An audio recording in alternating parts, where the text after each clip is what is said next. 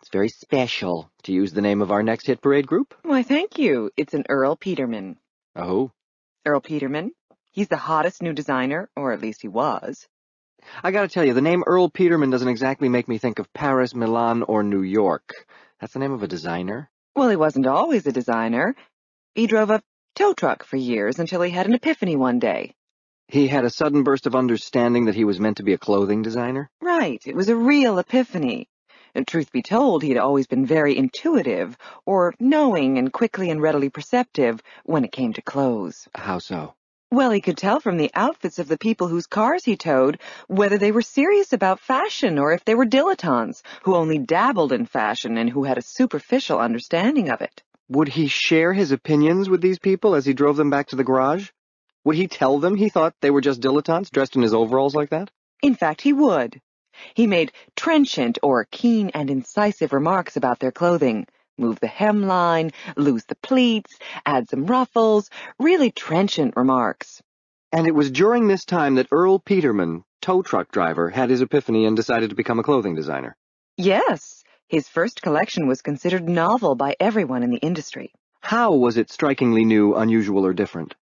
Well, his use of engine coolant was novel. Yeah, you don't see much engine coolant in fashion. That's pretty novel. And he was absolutely whimsical in the way he incorporated chains and road flares into his designs. Yeah, anyone who throws chains and road flares into an article of clothing can certainly be called whimsical, or subject to erratic and unpredictable behavior. Well, he was working with a theme. The critics loved it, too. Every review in every fashion magazine was very laudatory. The reviews expressed great praise for this theme of Earl's? They were very laudatory. They said Earl's designs were groundbreaking. Then what happened? Well, during the second season, his designs became a bit eclectic. They were made up of a variety of styles or sources? What happened to his whole theme? Well, that's just it. After his early successes, he changed. Earl stopped going by the garage. He began to frequent hip bars and clubs, and he became much more urbane in general. Earl Peterman became polite, elegant, and suave? What's wrong with being urbane? Well, it turns out that Earl's connection to his first calling as tow truck driver was the paramount inspiration for his second calling as clothing designer. Why was driving a tow truck the chief or most important inspiration for his career as a clothing designer? The tow truck was his paramount inspiration because it was the source of his original style. Without it, there was nothing novel about his designs. Well, you know how fickle the fashion world can be. Maybe Earl will have another epiphany. Maybe. But let's not hold our breath. Let's review these special words. First suspect, dilettante. Flora was just an art dilettante, but she insisted on sharing her opinions with everyone at the opening. A dilettante is a person who just dabbles in or superficially understands something. There's usually a negative connotation attached to this superficial understanding. Next is eclectic. Roy had a very eclectic taste in music. He liked electronica, big band, jazz, and bluegrass, to name a few. Eclectic means made up of a variety of sources or styles. Intuitive is our next special word. Pam was so intuitive that she understood people's moods and feelings without ever hearing a word. Intuitive means knowing or perceiving quickly and readily. Next is laudatory. Gary's first novel was met with such laudatory reviews that he was immediately offered a contract by a prominent publisher. Laudatory means expressing great praise. Next, we have novel. Dr. Ramalaya was praised by his colleagues for his novel approach to medical care. Novel means strikingly new, unusual, or different. Next, paramount. Yvonne's paramount reason for finding a new job was to earn more money. Paramount means chief concern or importance. Now we move on to urbane. Stephen invited his most urbane friends for a dinner party to impress his parents with their witty and entertaining stories. Urbane means notably polite and elegant in manner, suave. The next word is epiphany. After a bizarre dream, Detective Mason had an epiphany and knew who the killer was. An epiphany is a sudden burst of understanding or discovery. Next, trenchant. It was clear that Mark was well-read because he made trenchant remarks on a variety of topics. Trenchant means keen or incisive. Next we have whimsical. Even as a child, the artist was a whimsical person who rarely behaved in a predictable manner. Whimsical means subject to erratic behavior, unpredictable. And it's the last special word to review. You know what that means. Time for the next group. Jill, before we get into this next group, I just want to tell you how much you mean to me. Oh. Now, I know we have our differences, and I know I've taken some friendly jabs, but I have to tell you, well, I guess I'm trying to say, I love you.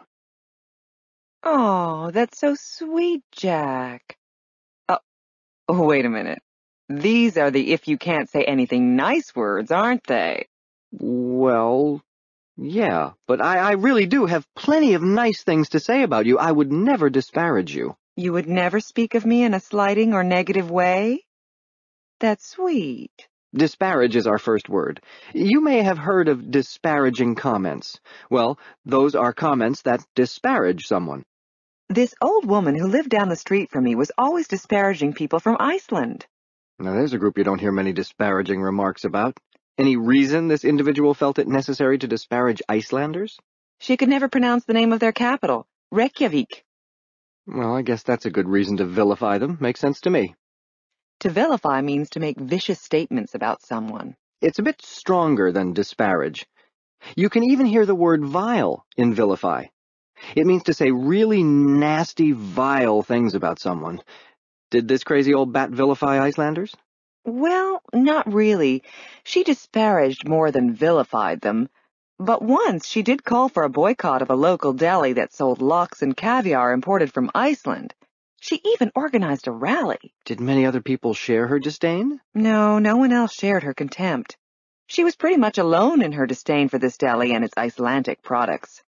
Well, how did the rally go then, if no one else felt the same disdain for this particular deli? She pretty much sat on a bench across the street and glowered at the customers. To glower means to look or stare angrily or sullenly at someone. As in, when Trudy refused to offer Judy any of her ice cream, Judy stood there and glowered at Trudy. But now, back to your old neighbors. Let me get this straight. She was known for disparaging Icelanders because she disagreed with the pronunciation of their capital. So, not going quite so far as to vilify these people, but decidedly holding them in disdain, she organized a rally during which she sat and glowered at customers of a deli that sold products imported from Iceland. Yep, that's pretty much it. She wasn't too bright, was she? I never claimed she was. In fact, she was pretty vacuous. Vacuous means devoid of matter or empty. If you call a person vacuous, you mean empty-headed. Think of a vacuum. Upright or more of a shop vac? No, a vacuum, as in outer space. Empty. No matter. So, if a person is vacuous, you're suggesting that they're empty-headed? Golden retrievers are indeed loving and enthusiastic pets, but it's pretty much agreed upon that they are also vacuous. Now, I take offense at that comment. I had a dear golden retriever, and I don't appreciate your making pejorative comments about her. Pejorative describes words or phrases that belittle or speak negatively of someone. And how can you make pejorative statements about such a sweet animal? Are you talking about Mimsy by any chance? Yes, Mimsy. The dog who peed on the floor whenever someone arrived at the house, and who was fond of running into the sliding glass door in pursuit of birds and squirrels in the backyard? She wasn't fond of it, she just had poor eyesight. I don't see how anyone can disparage man's best friend. Oh, Jack. Man's best friend? Isn't that expression a bit trite? Oh, so now you aim your sights at me instead of my dear departed golden retriever. Trite means unoriginal, overused, or stale. Trite is pretty close to another hit parade word we saw a ways back, hackneyed. The detective novels of Sam Silvers were criticized as being trite because they all began with phrases like, "It was a dark and stormy night." If you're a writer, trite is a pretty harsh condemnation. As an artist of any kind, you pretty much want to stay in the realm of the new and refreshing, which is not at all trite. Another terrible criticism if you're a writer is to be accused of plagiarism. Oh yeah, that's bad. Plagiarism is the act of passing off someone else's writing or ideas as your own. The act of committing plagiarism, by the way, is to plagiarize. Gary was not accepted into college when it was discovered that he had plagiarized his application essay. What a cheat! Pretty vacuous, too. He plagiarized the copyright information and included it on the application, too. Ouch. But let's not tarry, shall we? We've finished If You Can't Say Anything Nice, so now it's time for a review. Okay, then. Disparage. Ethel disparaged Edith by calling her a silly old goose. Silly old goose? That's harsh. Disparage means to speak in a slighting or negative manner of someone or to belittle them. The next word is vilify. The candidate's ad campaign vilified his opponent, but did very little to explain what he stood for. To vilify means to make vicious statements about someone. Next up is vacuous. Critics of the documentary called it vacuous and claimed that it exposed nothing new about its subject matter. Vacuous means devoid of matter, empty. Next is trite. Auntie Anne was always making trite statements like, "Well, that's the way the cookie crumbles." Trite means unoriginal, overused, or stale. Plagiarism is our next word. Selma's career as a writer was over when it was discovered that she had committed plagiarism in her first novel, which was almost entirely copied from a manuscript she had found. Plagiarism is the act of passing off as one's own the ideas or writings of someone else. Next is pejorative. First-grade teachers should discourage their students from referring to one another in pejorative terms, such as dummy or poohead. Pejorative describes words or phrases that belittle or speak negatively of someone. Next word in our group is glower. Irwin was not fond of confrontation, so rather than speaking to his coworker about the staple stealing incident, he chose instead to glower at him from across the cubicle. To glower means to look or stare angrily or sullenly. Finally, we have disdain. Nora felt nothing but disdain for the howling little brats who came banging on her front door, grubbing for candy every Halloween. Disdain is contempt. And that's that with If You Can't Say Anything Nice. But we move on. Hey, Jill, I was watching this show on rabbits on one of the nature channels last night. Really? Did you learn anything? Well, for one thing, it turns out that rabbits are very timorous creatures. Rabbits are shy and timid? You learned that rabbits are timorous animals only after seeing a nature show? No, I learned the meaning of timorous only after seeing a nature show. I knew that rabbits were timid and shy. I never knew that they were timorous. But now you do. And that brings us to our next group, ever so slightly. Hey, Jill, how do you catch a unique rabbit? The same way you catch a unique alligator? A unique alligator? How's that?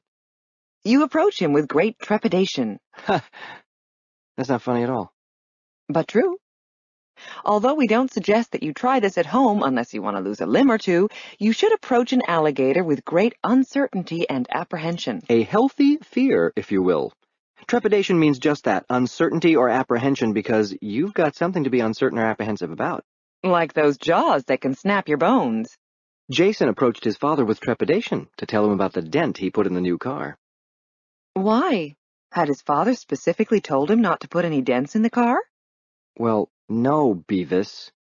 So what's the problem? Jill, I think there was an implied and unspoken agreement between the two of them that Jason would return the car in the same condition as when he had borrowed it. Do you mean a tacit agreement? Well, I suppose I do. Tacit means implied, but not actually expressed. Maria obtained tacit permission to go to the concert because her parents never expressed open disapproval. Aha, the old silence gives consent ruse. I've used it many a time. Yes, but if I remember correctly, you never actually made your parents aware of what exactly you were asking permission for. You made obscure references to hypothetical situations that may or may not have involved friends of yours. Obscure means vague, indistinct, or relatively unknown, and I did not. You certainly did. And incidentally, obscure can also be a verb meaning to conceal or make indistinct. As in, Jill obscured the truth when she suggested that I was ever anything but utterly truthful as a teenager. Utterly truthful? You, sir, have got a tenuous grasp on reality, or your memory has grown dim with age. Tenuous means having little substance or strength, shaky or flimsy. So Jill here is suggesting that I have a tenuous or flimsy recollection of myself as a teenager, which was not all that long ago, thank you very much. Even after a semester of studying, Marcia's tenuous understanding of calculus was made evident by her performance on her final exams. It's a good thing she did so well in her Spanish final. But the happiness she felt about her grade on the Spanish final proved itself to be ephemeral. Short-lasting indeed. Ephemeral means short-lasting, or lasting for a markedly brief period of time. Marcia's happiness about her Spanish grade was ephemeral because she soon found out about her performance on the calculus exam. The beauty of a rose is ephemeral. That's so poetic. And true. Once you find out how much a dozen of those buggers cost, your appreciation of their beauty is gone like that. Well, this group is pretty ephemeral, too, because we're done. That was quick. Let's review. Trepidation. Eric approached his father with trepidation to ask if he could borrow the car for the entire weekend. Trepidation is uncertainty or apprehension. Next is timorous. Timmy was a timorous little boy who was afraid to let go of his mother's pant leg. Timorous means shy or timid. Now let's do tenuous. Even after hiring a tutor, Vic only had a tenuous understanding of algebra and did very poorly on the exam. Tenuous means having little substance or strength, shaky or flimsy. Now we've got tacit. Andy's roommate and he had a tacit agreement about who did the dishes on which nights. Tacit means implied but not actually expressed, unspoken. Moving along, we have obscure. Lyle, an avid moviegoer, lives in constant fear that bouffant hairdos will come back into style and obscure his view of the screen. To obscure means to conceal or make indistinct. Lastly, we have ephemeral. Wise people realize that the beauty of youth is only ephemeral, so love must be based on something more lasting. Ephemeral means lasting for only a short amount of time. And Jack, that's very evolved of you to say so. Thank you. I'm just reading this off the script, though, so I really haven't given it much thought myself. Well then, that leaves us with our next group. Sitting on the fence, which is one of those short bonus groups. But even though there are only 4 words in this group, we do not mean to suggest it is in any way an inconsequential quartet of hit paraders. Inconsequential means unimportant, and of course, no hit parade word is inconsequential. The exact location and nature of prospective summer camps were inconsequential to Lydia, who was really only concerned with spending a summer away from her little brother. Oh, that's sweet. I guess she didn't have much in the way of ambivalent feelings toward her little brother. No, she didn't have simultaneous and opposing feelings such as love and hate for her little brother. She was pretty much decided in her disdain for him. Ambivalence, which is the noun form of ambivalent, is what you might be feeling when you really can't make up your mind about something. David was ambivalent about buying the stereo. On the one hand, it had all the features he could possibly want. On the other hand, it would appear as a rather hefty expenditure on his credit card statement, which was nearly maxed out. Well, there's no room for ambivalence then. His debt should be the arbiter in this matter. An arbiter is a judge who settles disputes. Kind of like a referee. An arbiter should be a neutral authority on whatever topic he or she is deciding.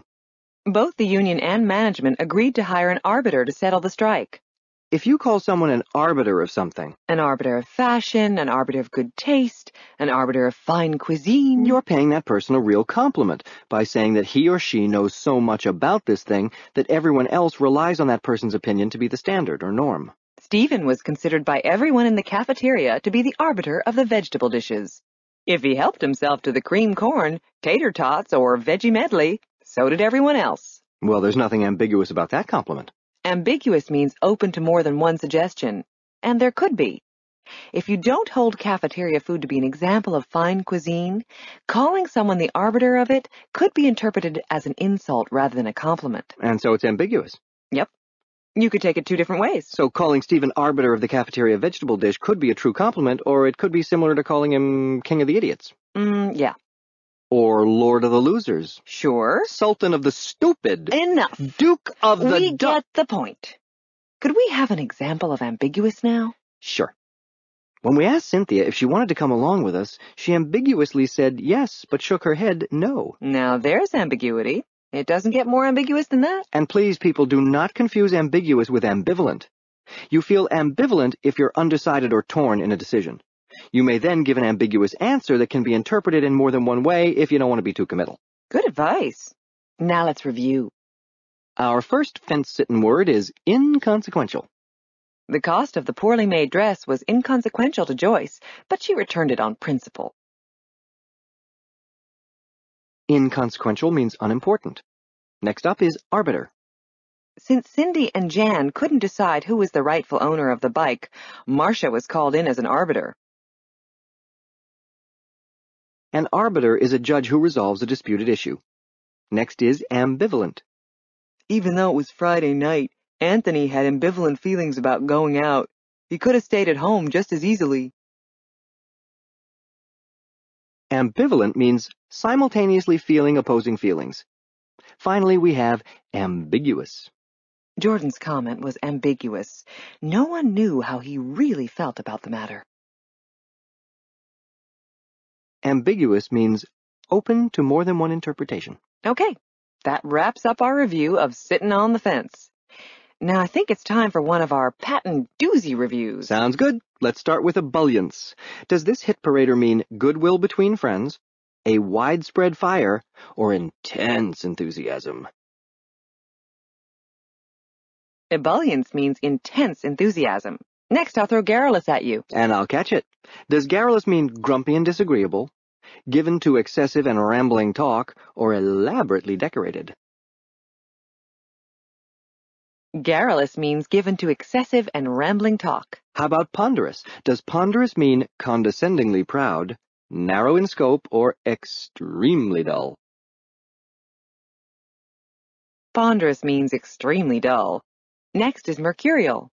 Does mercurial mean quick and changeable in mood, lazy, or located far away? Mercurial means quick and changeable in mood. How about enmity? Mutual hatred or ill will, clearness in thought or expression, or a state of reduced or suspended sensibility? Enmity is mutual hatred or ill will. Now try furtive. Is furtive secret, especially in regards to concealing something illicit? Is it playfully humorous, or is it characterized by stealth and sneakiness? If you believe that furtive means characterized by stealth and sneakiness, well then you got it. Next we've got incumbent. Does incumbent mean not planned in advance, imposed as a duty or obligation, or finally, coming into existence, emerging? Incumbent means obligatory or imposed as a duty. Give inveterate a try. Thank you. I will. Does inveterate mean insulting in manner or speech, impossible to appease, or long-established, deep-rooted, and habitual? It's that last one, long-established, deep-rooted, and habitual. How about glower? Is that to look or stare angrily or sullenly, to slow the progress of something, or to cater to the lower tastes and desires of others in order to exploit their weaknesses? Glower is to look or stare angrily or sullenly. Next up is tacit. Does tacit mean of chief concern or importance, implied but not actually expressed, or indifferent to pleasure or pain? Tacit means implied but not actually expressed. Now we've got ephemeral. Reluctant to speak, lasting for a markedly brief time, or intricate and complex. Ephemeral means lasting for a markedly brief time. Let's try timorous now.